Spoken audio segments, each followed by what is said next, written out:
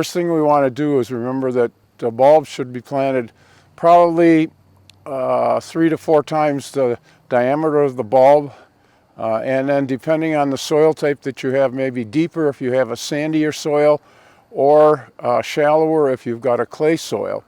And so because in Randolph we have a good silt loam soil, they're going to go between 6 and 8 inches. And what we want to do is, I've got the side of my house here where I've put mulch on top of the soil, and so the first thing we're going to do is just rake the mulch away so that we get down to the soil, because you want to plant them in the soil.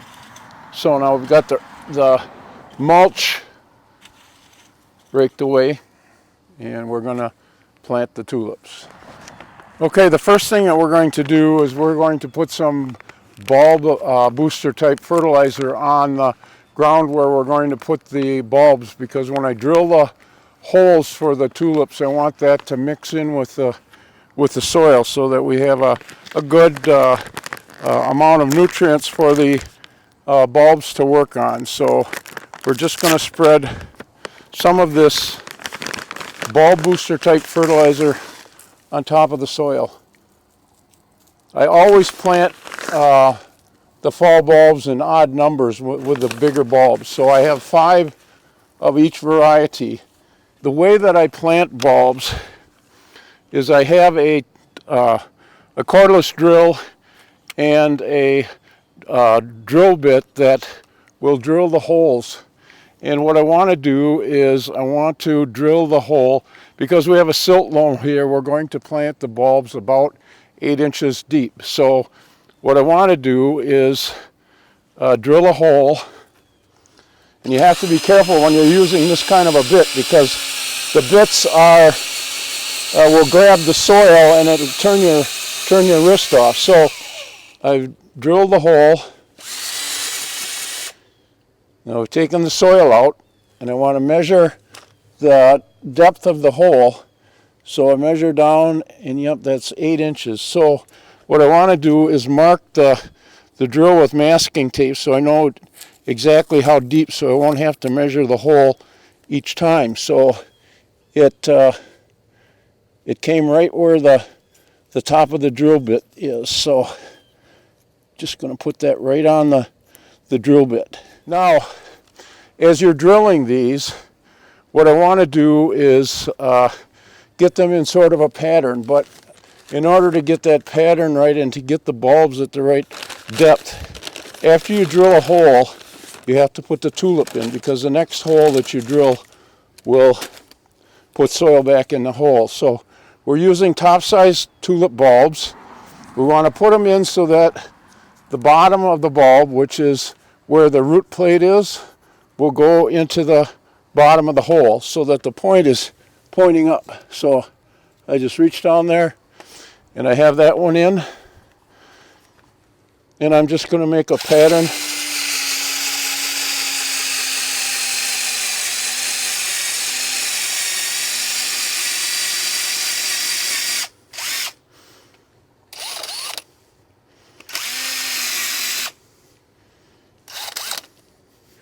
And I put the next bulb in.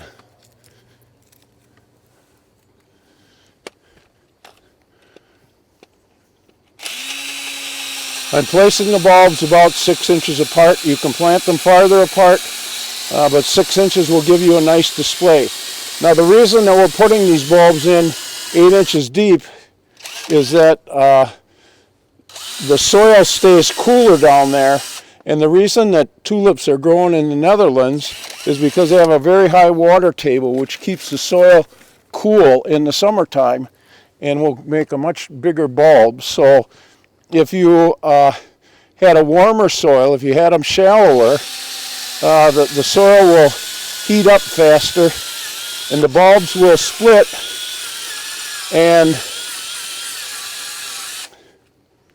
then you get a lot of little ones, because the size of the tulip flower that you get is in proportion to the size of the bulb.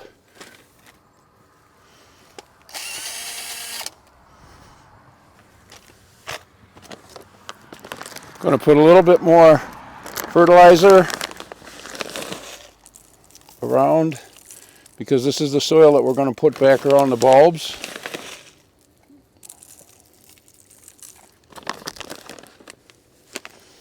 And then I take my rake and just fill those holes back up.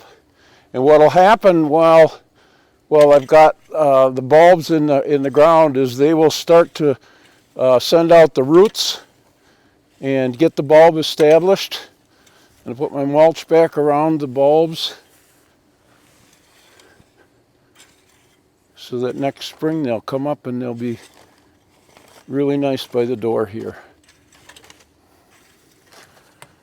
Then I'll get a stake, a garden stake, and with a water resistant pencil I will put the name on it so that next spring when they come up I will know exactly what variety I planted there. Before the bulbs come up, after the snow goes away, I will put some more of the bulb booster fertilizer on top of the ground, which will give the bulb nutrients so that the roots will take them up and the tops will make more carbohydrates so that when the bulb is making its primordia for the next flowering season, it will have plenty of nutrients to support it.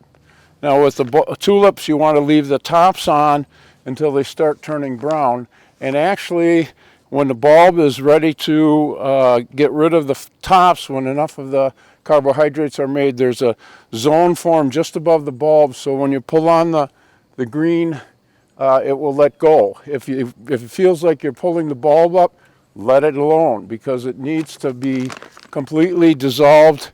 The abscission zone has to be dissolved and the top has to let go. That way the bulb will have enough nutrients so it will flower year after year. And you'll have a beautiful display for the next few years.